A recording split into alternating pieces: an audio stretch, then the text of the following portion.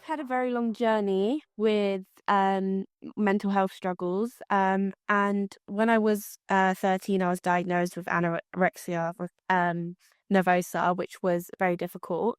I was suffering with social anxiety from the age of about 11, and very extreme social anxiety. And I was very concerned about how I was perceived, if people were going to judge me. And I very quickly decided I wanted to change my appearance and I wanted to become skinnier and what I thought would make me prettier. And I basically decided to start going on a diet, and it was a very slippery slope. So once I started the diet and I saw my body changing, I also developed body dysmorphia, which is where you focus on a particular part of the body, you perceive it as like a flaw. And I was focusing on my stomach, and I wanted to get the most toned, slimmest waist that I could get. And so I was just eating next to nothing, days on end, barely drinking any water. So it started off as a diet that was relatively healthy, just a little calorie deficit, and then became very, very unhealthy as I started to decrease my calories until it was nothing. And yeah, so that's sort of how I developed it. Um, It's awful, the statistics on, even everyone's got sort of anecdotal evidence, but the amount of eating disorders, what are they? What's the second part of anorexia? Anorexia nervosa, and then there's bulimia as well. Yeah, the bulimia nervosa. So the nervosas, I don't even know what that means. I probably should know, but Neither do but I, the to be anorexia honest. I should know. probably got something to do with nervosa. Well, it sounds like nervous, so it's probably got something to do with sort of anxiety, sort of visceral feeling of anxiety. But Yeah. those types are so rife amongst young women, and Yeah. what's so amazing about them is they fall under the category of what's called a social contagion. So they tend to spread across young women, sort of like a Yeah. wildfire in certain contexts. And I suppose at that age, puberty, that is what it is partly to agree. It's the onset of puberty, and it's the Yeah. sudden realization of your vulnerability. And I've spoken before of sort of how difficult it must be, puberty, for women and young girls, because it's sort of, as a boy, you just become more of what you currently are, whereas as a girl you just You change change completely, quite and significantly. Yeah. and you're suddenly subject to sort of societal critique and everything that comes along with that. And obviously it's exceptionally difficult, and I can't imagine what it would have been like. Although when I was a bit of an interesting one. When I sort of got to 12, 13, I suddenly became exceptionally socially anxious in a slightly more sort of Yeah. stereotypical female way. But then I was already very anxious inherently as a child. Mm-hmm. What was it about? Where did you think you got the sort? I know it's a hard topic, so if you just want to talk about what you're up to now, we could just talk about that. But we will definitely get onto that. But I just thought we'd set the scene a little bit, because also I think it's very interesting, and it's not a very spoken about topic, but with the influx of social media, all sorts of things, I can imagine it's incredibly relevant. Well, not imagine, it is incredibly relevant. So do you think part of it was a result of what you're being exposed to? I mean, how old are you at the moment? You must be around my age. I'm 21. Yeah, exactly. So you're a bit younger than me, but yeah. So we've grown up in a social media sort of attention culture, etc., etc. So it's all been very messed and distorted. And the question I'm trying to get at is, what degree do you think you were influenced by maybe what you were being exposed to online, or what Yeah. you were hearing about from other people? Yeah, I definitely was influenced by social media. I mean, there was a lot of, obviously, at that time you mentioned going through puberty, you start to become interested in, a lot of different things. And I wanted to look my best. And I was obviously in social media, you were seeing the people that were perceived to be the best looking, most of which at the time were like very slim people, and they were like posting so many different photos. They were posting like tips about how to look like them and things like that. So I was definitely influenced by what I saw on social media. I thought that what I was seeing by celebrities particularly and influencers was what I needed to be in order to be and accepted. I felt like that was what I needed to look like. So yeah, I don't think I can say that it was only social media, but I definitely think it was an influence. Yeah, well, it's one of those things where social media acts as a sort of a catalyst that it pulls on existing feeling. It sort of Yeah, exaggerates exactly. already existing thoughts and sort of machinations that may have already been there. So you were 2016. You had people like you've got someone like Kim Kardashian who was always sort of a poster for being skinny. Is Yeah, it? yeah. But I think was still so Kim Kardashian and all the Kardashians and like people with curves were definitely um like the biggest influencers at the time. Um, but there was still nobody who had like they all still had a very, very slim waist. That was where my body dysmorphia kicked in. So if I just most of the time people who have anorexia just try to be as skinny as possible. I had body dysmorphia, so my focus wasn't on whether my legs were skinny or my or anything like that. It was complete focus on my stomach and how small I could get my waist because people like Kim Kardashian, although they had curves in the correct, in quotation marks, places, they still had very, very slim waists. And I thought that was what I needed to achieve in order to be accepted. It was until I think I realized at one point that just what I was going for was unattainable because even as I was getting smaller and smaller, I wasn't achieving what I wanted because my whole body was getting smaller and I had body dysmorphia. So even when my waist was tiny, I didn't perceive it to be. So I realized I couldn't achieve what I wanted, and I realized what I could achieve that was, something that was also good was curves and shape and muscle, and that's when I got into fitness. So it was a shift in my mindset, really. That's a very mature realization to go through. And yes, I understand what you mean about it's the hourglass, the pronounced hourglass figure that was very Exactly. popular during the Yeah. late teens.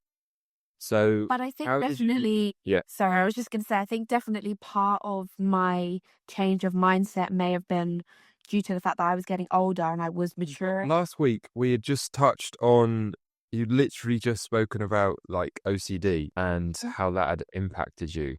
Can you expand a bit more on that? And did that arrive prior to the anorexia, or was it as a result, or was it post, or did they arise at the same time? Yeah. So they both came at the same time. I can't really pinpoint. I can't remember what came first, though it's quite difficult to know. But I think they obviously both influence each other. Um, but I think the anorexia came first in terms of I wasn't diagnosed, but I was focused on losing weight. So I was definitely focused on losing weight before I began compulsive exercising, which is my first memory of OCD. So I would say they developed at a very similar time, but probably the anorexia came first and then the OCD was influenced by it. It started with compulsive exercising, but very quickly changed into compulsions that were just like rituals that I had to perform, like Yeah. like doing things repeatedly and stuff like that. So it morphed into like physical compulsions and like different things very quickly. So it once it started, it really went, if that makes sense. Mm. Yeah, well, that's the awful thing about OCD is that it just it accumulates and it grows exponentially, so that because every time it's a monster that you feed. Unfortunately, is the way that I've had it described to me in the past. And every time you feed it, the monster gets bigger, and it takes more and more control over your life. So It's a cycle. Like once you do one, you're in that cycle of, I describe it genuinely as torture because it feels like it's like having a puppet because like control you because you don't want to do these things that you're doing, but you feel compelled to do them, obviously. So yeah, it's a vicious cycle because once you do one, you train your brain to think that's how to relieve anxiety, and then you do another, and then you do another, and it just keeps going. So it definitely spiraled very quickly. So it started off with the compulsive exercising, Yeah. and did it eventually span out into other aspects of your life that it was dictating the way you act? Yeah. So obviously OCD is like influenced by anxiety, which is what you get when you have your intrusive thought. So my intrusive thought started as I have to do this number of of push-ups, for example, in order to lose weight. Otherwise, I won't lose weight. Those were how the intrusive thoughts began, and then obviously the behavior was the compulsive exercising. But it very, very quickly, because I had this like obsession with numbers, it very, very quickly like morphed into every aspect of my life. So I started like having to repeat things all the time. So like opening doors multiple times, turning lights off multiple times, getting out of bed or getting out of a chair multiple times. It literally controlled every action that I did. And I had this routine I had to do every single morning when I got up. I'd have to like sit on the chair this amount of times and brush my teeth this amount of times. And it really took control very, very quickly. What did you think was going to happen if you didn't do these? Because that's obviously that's the devilish aspect of of an OCD, isn't it? It's the consequences that your brain makes you believe if you don't complete XYZ. So what was your brain telling you was going to happen, if you're comfortable talking about? Yeah, of course. So that's actually what I was like going to say, but I forgot to say a minute ago. So just the anxiety is the influence. It started as anxiety around my body and what I look like, my appearance. And then it very quickly, because I had generalized anxiety disorder, but that was still undiagnosed, it very quickly latched onto every bit of anxiety that I had. So if I had an intrusive thought about what if I get hit by a car, for example, something dangerous, my family getting hurt, and also generalized anxiety is also characterized by having this feeling of dread. So sometimes there's not even, you can't pinpoint a thought, but there's a feeling of dread. And that anxiety was influencing my compulsion. So it was genuinely like I was thinking I had to perform these actions, otherwise bad things were going to happen. Yeah. And this is something that is often misunderstood with people with OCD, I knew that these thoughts were irrational. I knew that these behaviors were, didn't make sense. I was so scared of the consequence. The anxiety was so strong that that's what fuels you to do it. So yeah, I just thought I would say that because a lot of people think like, what are they crazy? Like, do they believe these thoughts? But we actually know our thoughts and our behaviors are irrational, but the anxiety is that strong. It's an incredible sort of indictment and representation of the human brain, the fact that it is capable of making you do something that you know is completely irrational, but it's also capable of telling you that if you don't do this, something awful will happen. Yeah. Like the fact that you can have two completely and utterly separate sort of thought patterns that, like voices in your head, so to speak, like daemons, gods almost in the mythological sense, how they can be controlling you, and you can just be having this almost.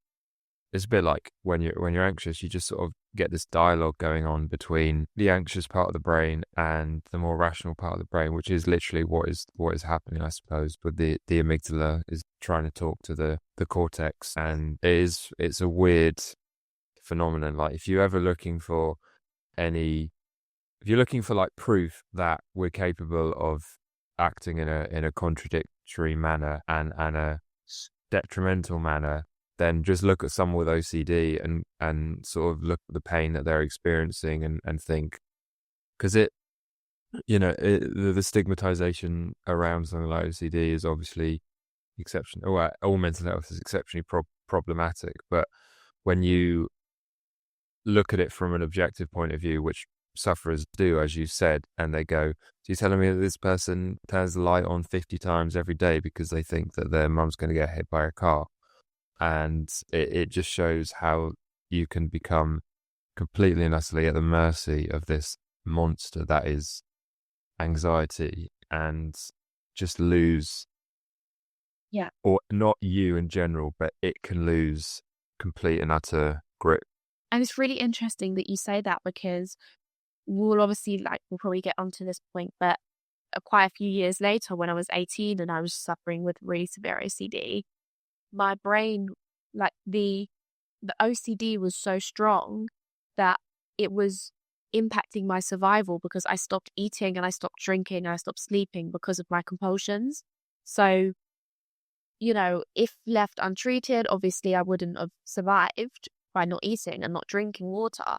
It's how you were saying that, how can your brain be so contradictory, and and it was making me do things that were impacting my survival. So that's just how that's a way to express how strong that anxiety is when you have OCD.